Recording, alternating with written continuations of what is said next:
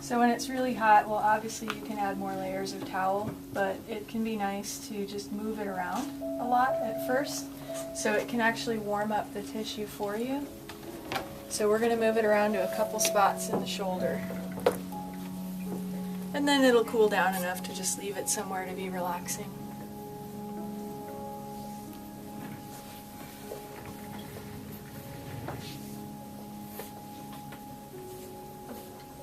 Is that too hot?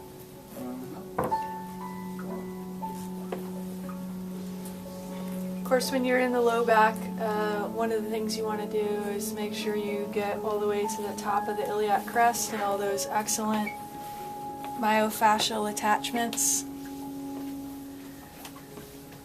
We are definitely going to focus on the shoulders today, but we'll just review this while the hot pack is warming up his shoulders. So pulling, making sure you get all the way across.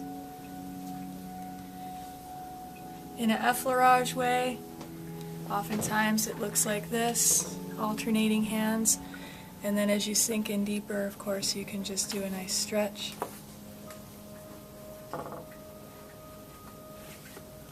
It's a nice way to stretch your own body as well, because we do so much pushing that it's nice to do pulling.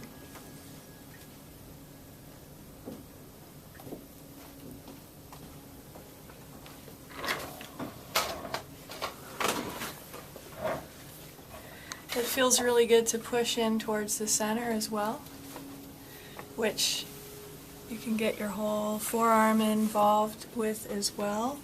If you're really tall and really strong, it feels pretty incredible to basically push in and with your stroke pull up. It takes a lot of strength and leverage to do that. Easier for tall people. But if I get as close as I can to the table, I can get better leverage to squeeze in towards the midline. And then just lift with your legs. Exactly. All right,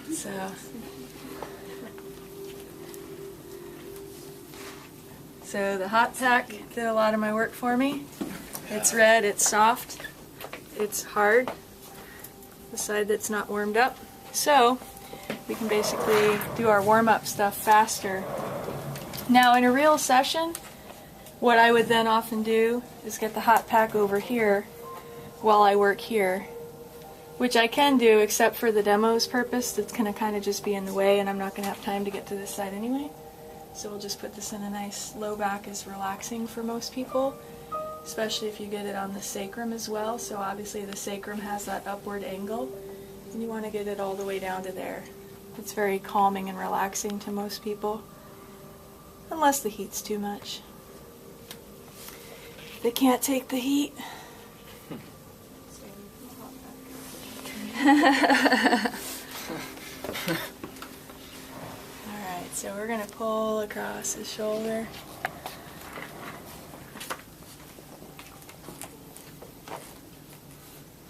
Look at his arm as I pull. Is that too much? Mm-mm. Has anybody dislocated their shoulder like that? That is not such a dislocating move. Have you ever dislocated a shoulder? No. If someone's ever dislocated a shoulder, what you want to not do is abduct while externally rotating. That's the most vulnerable position. But just pulling his arm towards me is not a vulnerable position.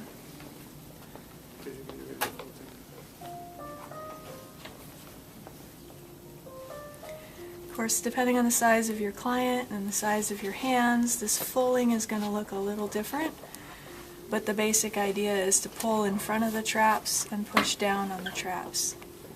Knead through the tissue like dough.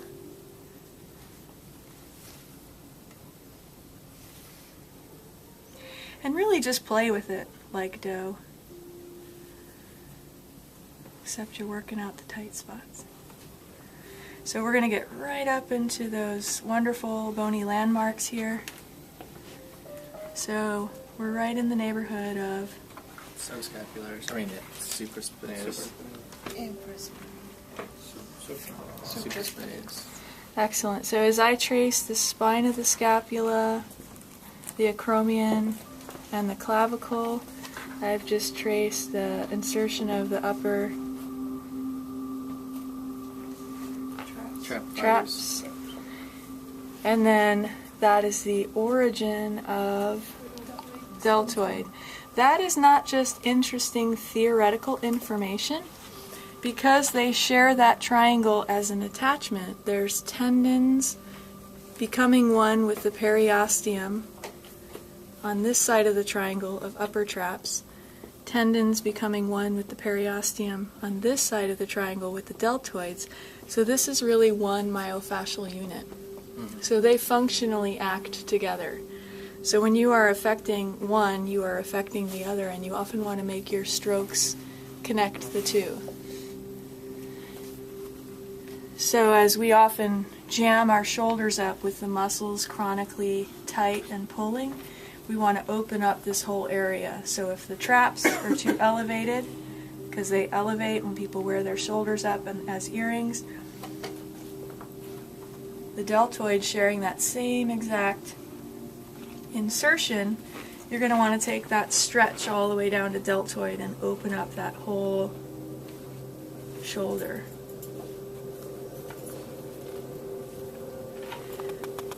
Your strokes, whether they're effleurage, ironing effleurage, linear friction,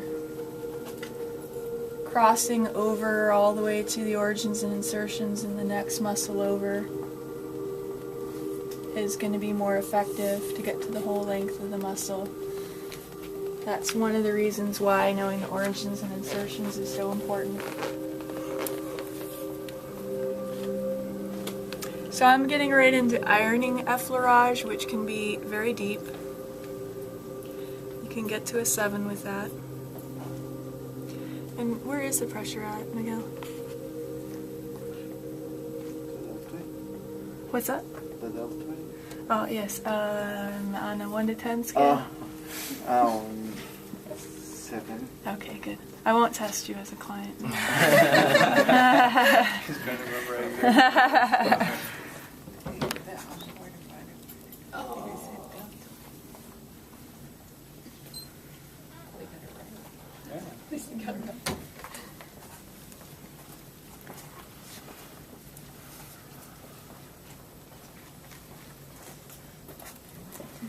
These leaning kind of strokes are like a push-up. You're going to need to strengthen your core muscles, your serratus, it's your push-up muscle, your lats. Swimmers. Yeah. So massage therapists who are serious about their body mechanics will often practice push-ups on the table, or planks. Yoga planks are excellent.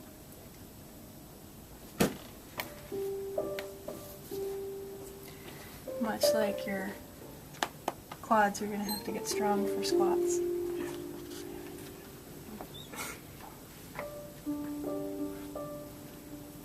It's good. Take care of yourself. You'll be healthy forever doing massage. I've been doing yoga. It's helping me not shake as much for anybody that's had a problem shaking. Nice. Huh? Yeah, do yoga. We should all do yoga together. We should. And sing songs while we do it. Yeah.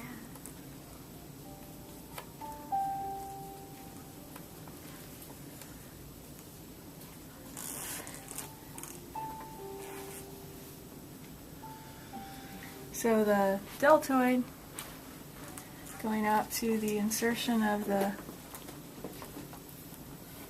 what's the insertion called? Deltoid All right.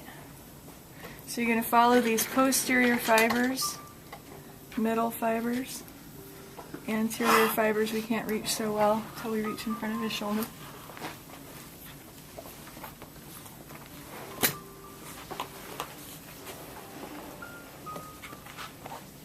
Sometimes this will pull the whole table. You gotta back off a bit. So, upper fibers of the traps, what action do they have?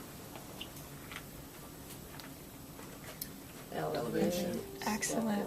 So we want to, pulling down, we're going to depress the scapula.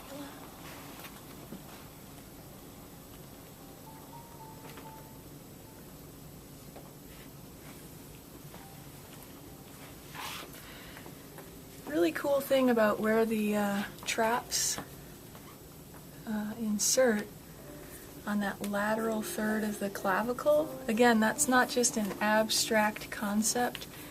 If you practice following the traps on your clients and your own body, you can feel how indeed they go all the way up to here.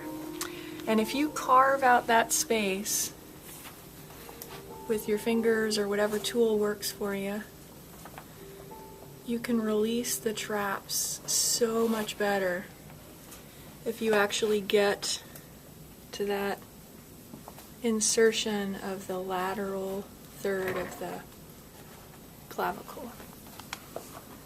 So you can feel it and you can carve it out. With your right hand? Yes, right now I'm carving it out with my right hand.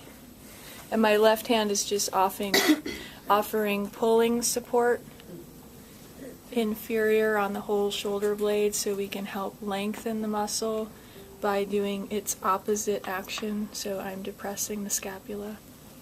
And my right hand is carving out that lateral third of the clavicle. My left hand is also on the deltoid, and of course they share that lateral third of the clavicle acromion process, spine of the scapula attachment.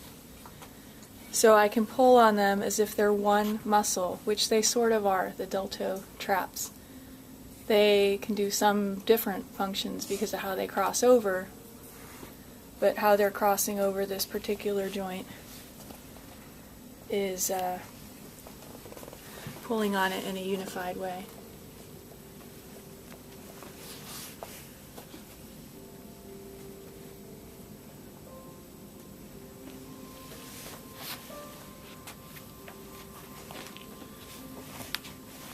To release the traps well. You wouldn't want to pull on somebody's shoulder like that if they had dislocations, right? If it was acute or recent, that's true. But if it was old, this kind of pulling's okay. You really just have to be most careful with extreme abduction and external rotation at the same time. But a little bit of moving around like this is okay as long as it's not like a current problem. Does having them breathe in and then out before you try to lift up the scapula help release it better? Sometimes, yeah. We're about to full on release it. We're doing the warm-up for it. I think I could use a teeny bit more lotion. Do you mind grabbing it for me? Since you're closest. It's in the warmer. Oh. It's a little one. It's hiding in the warmer. I need a bottle. I'm about to do some intense movements of the scapula, so I don't want to get it too slippery, but just a teeny drop. Thank you.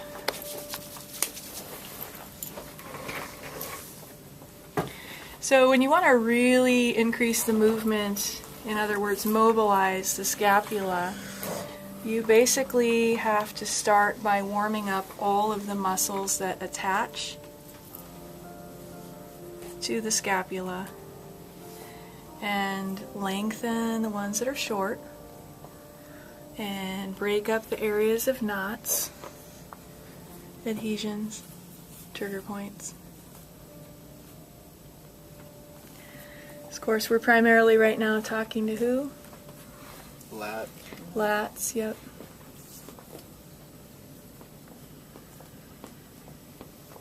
Pressure, Miguel?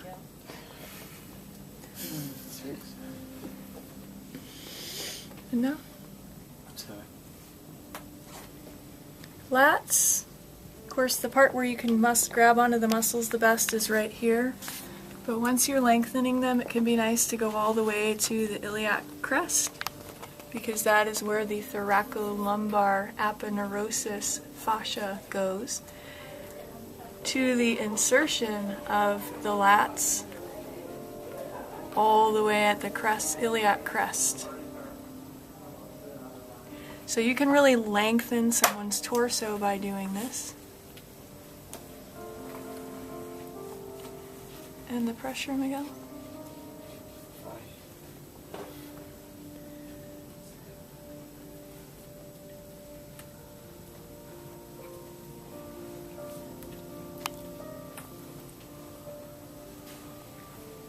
You see how just one pass it got pink?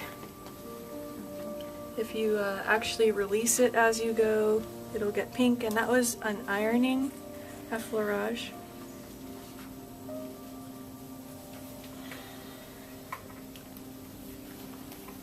Work out the lateral side of the scapula, starting on the infraspinous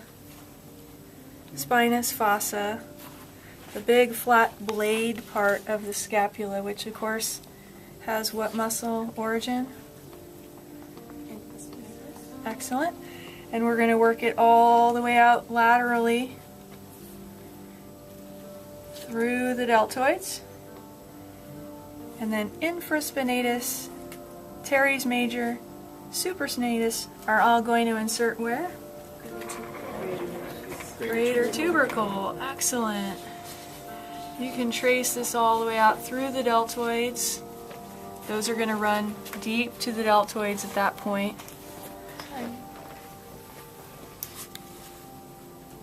And so then as I get out laterally on the lateral border of the scapula, the inferior half is going to be the origin of teres major, and then the superior, tucked in really skinny like a little tiny rope, is teres minor. And it's way up in there. It's like, usually feels like it's about a finger width thick. And it's usually tight on almost everybody. And it's really it's really worth working out teres major and teres minor on folks. I would say about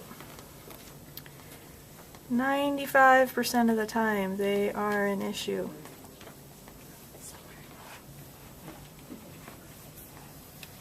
Right now I'm being quite specific with teres minor, so I grabbed onto the rope of it and I'm going to point in the direction and it's going to melt.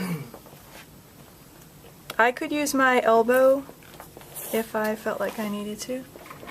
If you put your fingers together, they'll kind of be stronger, more supported that way. Miguel, 1 to 10, 7's perfect, 10's too deep. 6. And now? 7.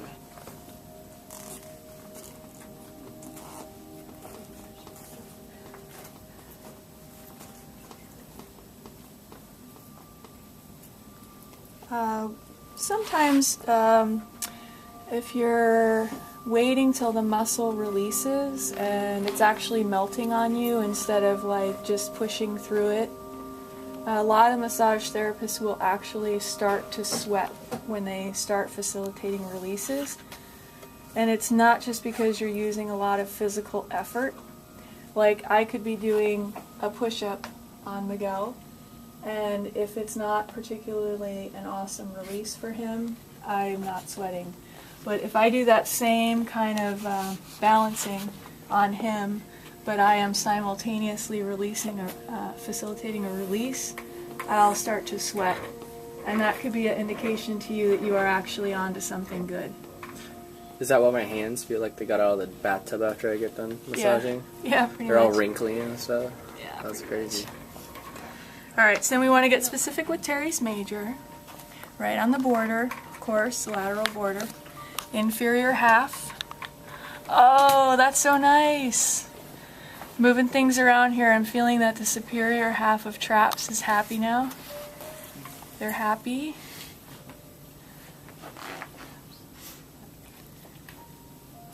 So you work your way around, you figure out what's still tight. You alright? Okay. Oh, yeah. Now as I jiggle the scapula around, my fingers are feeling the superior border of the scapula so I can isolate which muscle that inserts on the superior angle of the scapula. What muscle inserts on the superior angle of the scapula? It elevates